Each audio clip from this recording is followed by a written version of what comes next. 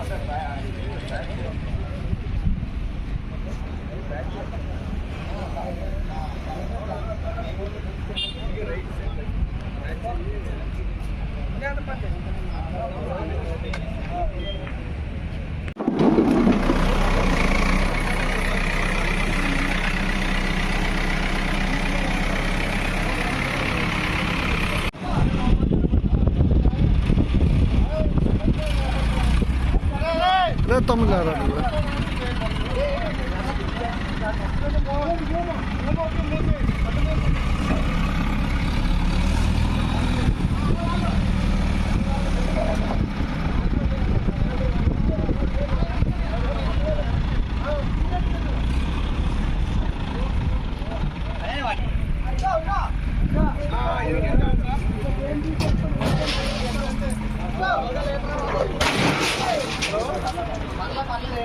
Halo.